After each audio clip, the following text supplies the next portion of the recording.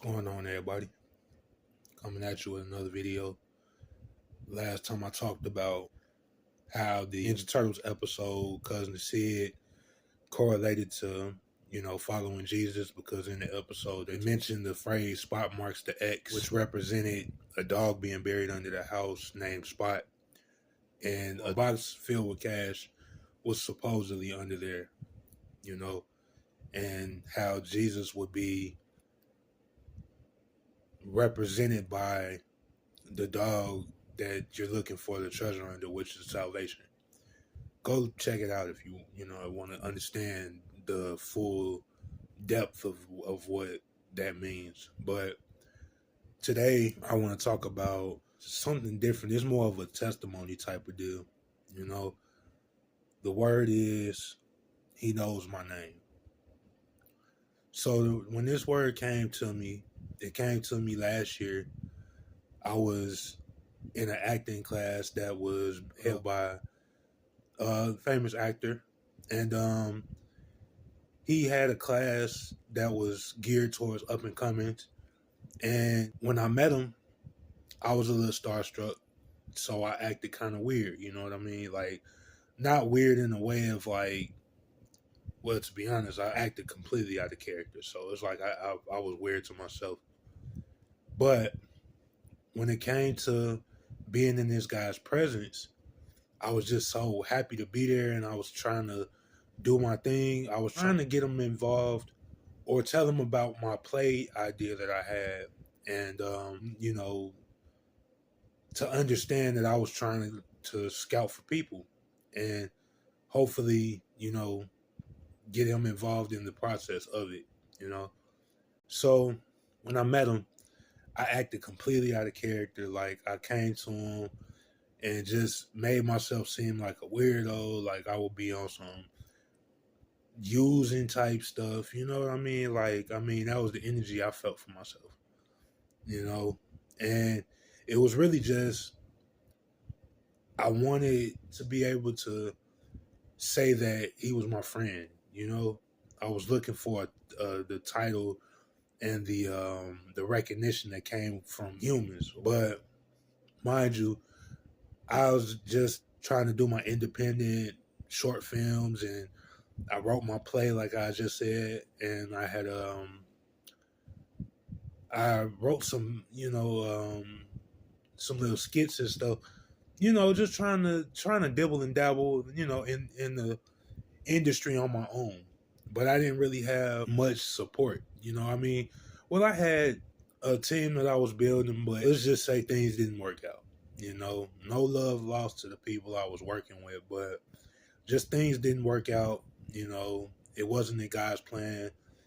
Things just was pretty much chaotic, to say the least. I won't get into the details, but it was a little chaotic, and just things never panned out. So on my own efforts, I'm trying to do this thing, and I'm still trying to figure out which way I want to go. But I knew I definitely wanted to do my play. I mean? I lost interest in acting, and I was more so like, I want to create. I want to see these things in my head come to life, and that was kind of my mentality for a little while, actually, until this year, for real. I mean, I'm still on the fence about it, but I'm willing to jump back in if that's what God leads me. And that was the big thing too. I wasn't trying to be led by God at the time. I was really just trying to pursue it.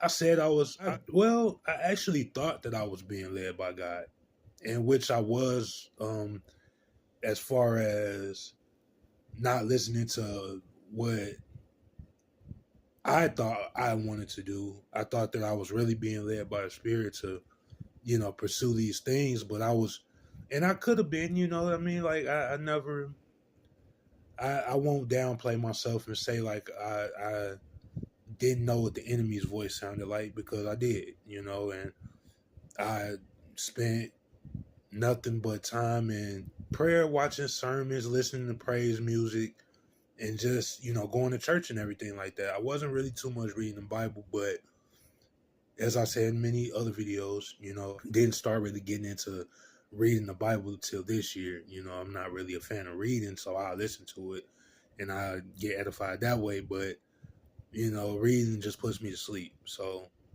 it is what it is on that. But I was really just seeking recognition and validation from anybody that would listen pretty much, or anybody that would watch my content and, tell me I was good, And it just really hit me recently that I was just chasing what I wanted or what I needed as a kid, because as a kid I came up, I didn't really have encouragement like that. You know what I mean? Like it was all about getting a job and having money for yourself and moving out of your parents' house and being on your own and stuff like that. And that was the mentality that everybody had back in the day. You know what I mean? Like it was looked at as a badge of dishonor if you still lived at home past a certain age. You know what I mean? Like it was kind of like taboo and people would talk about you. So people was chasing their dreams, but it was more so get a job. Dreams kind of gonna have to be on the back burner, or like what many people was calling a spare time mentality. You know what I mean? Like you do that in your spare time, and I always was like, well, if I do this in my spare time, I never had no time to spend on it because I need money, and that was my mentality for years. But as I came up, I really didn't have encouragement to go after my dreams. I didn't have encouragement um to pursue my passions, you know what I mean? Because when I was coming up, I had a big imagination. I was into toys, I was into games, movies, cartoons, things that would really grow my imagination but not really make a career out of like you can today. You know what I mean? But as far as, me looking for validation from people, that carried over into what I was trying to do professionally as well because I just wanted someone to tell me that I was good at something. It was just something that I felt like I needed to hear, you know? And the whole time, I'm not realizing that God knows my name. God knows me. He knows my heart. He knows my mind. He knows what I like. I just wasn't submitting my life to him. You know what I'm saying? Like, I was, but I wasn't. I was submitting my life to him, but I wasn't submitting my heart to him, my passion. And this is something that I'm pretty much still struggling with. You know what I mean? Like, in just all honesty, like, I'm still trying to do my thing, but now I'm trying to allow God to work through what I like to do and let Him lead me for real and really just working on learning how to surrender that control because it's a lot harder to do when you're not submitted to God. When you don't hand it over to Him, when you're still trying to take the wheel, when you're saying to people that, I'm letting God lead me, but in the back of your mind, you're still trying to take that wheel from Him and control it yourself. You still trying to steer it in the direction you want to go and the things that you like because you feel like you're empty without it. Or at least that's what I felt. Feel somewhat. I'm working on it, but like I'm not perfect. I'm nowhere near perfect, but I'm working on allowing the Lord to take control of what He wants me to do. Because truth be told, I feel way better helping people than I do when I'm being creative. Don't get me wrong, like being creative is amazing too. But I love helping people. It's no feeling like, you know, passing knowledge on to somebody or helping them heal from a situation or explaining something to them like an emotional situation, why they're feeling the way they're feeling. It helps me. It helps me get answers myself, and it also feels good to help someone to see that spark just come back in their face and that understanding come back in their face and that level of hopefulness come back to them. You know what I mean? Like, and I'm realizing that I feel better doing that than I do being creative. I mean, like I said, I still love being creative, but you know, if God leads me to the realm of helping people and I can still be creative, then great. But if not, if the creativity got to go, then it has to go. You know what I mean? Like, if he wants me to focus on passing on the knowledge that he's given me to people, I'm all for it. I love it. Don't get me wrong. It's going to be a blow. You know, it's going to be something emotional because I always prided myself on my creativity. You know, back in the day, it wasn't about honoring God. It was about being good at something. You know, looking, like I said, looking for validation and congratulations from men. You know, just looking for people to tell me that I was special in some way because I didn't have it as a kid. And that's part of what, you know, my healing journey has been is it's been realizing that there's a lot of scars that I have to get over from living as a neglected kid, you know, living as a person who was bullied and was, you know, talked about and ridiculed and, you know, not taken serious and all of these things, you know, looked at as weak and soft, you know, all of these things that just beat me down psychologically and emotionally. I was looking for somebody to tell me I was good at something, not knowing the whole time that God is the one that I should have been trying to live my life for because he's the only one that can heal that hurt, stop that pain, and give me the wisdom, knowledge, and understanding and the courage that I've been looking for all my life. And when I say courage, I mean not like necessarily being ready to fight anybody that comes across my path or disrespect me, but I'm saying like courage to step out and do what he needs me to do. Like I'm still working on that as well. You know what I mean? It's not the easiest thing in the world because it puts you in some situations to make you step out of your comfort zone. And me personally, I was never good at that. You know, I was never good at stepping out of my comfort zone. I was never good at stepping outside of things that was familiar. Like me coming to a new state from where I pretty much lived my whole life at just because God told me to. That was one of the biggest steps in my life that I took, and it's been working out tremendously. It's like God has been very good with what He's been providing me with.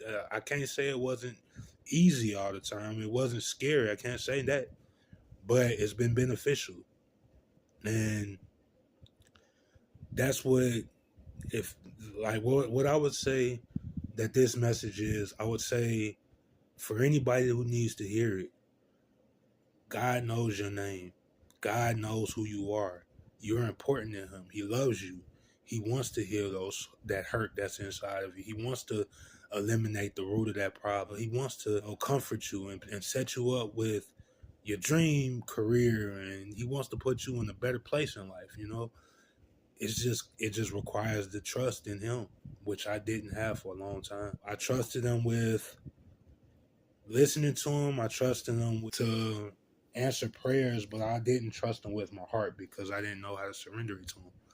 It was just so much hurt and so much pain that I didn't feel worthy of his love. You know, I felt like every time he asked me to do something, I was going to get in trouble if I didn't. With us as children, we were pretty much conditioned to, you know, listen or we get in trouble. You know, that's how it's always been. So when it comes to living by the way he wants you to, it was hard for me because I thought of him as a strict parent. You know, I'm like, if I make one misstep, then I'm going in timeout. I'm getting punished. I'm getting a whooping. You know what I mean?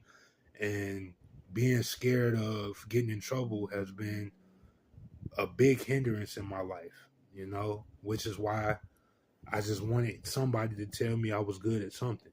You know what I mean? I wanted somebody to not treat me so harsh, you know what I mean? Not treat me so not be so hard handed on me, you know what I mean? Like I was looking for somebody who showed more grace than love, and I was seeking it through the world. But God is that love that you need. He's that healing that void that's in you. He can feel it. He wants to feel it. Trust me, I know. You know, so I don't know who that. I don't know who needed to hear that, but it was heavy on my spirit, and plus, it describes and explains my story as well. So if you hear this and you listen, I understand. You know, we right here. If this resonate with you, we right here. We get. I get it. God will come in and heal that hurt if you allow him to. All you have to do is trust him, and he'll definitely guide you. That's all I wanted to say though, man. Love y'all.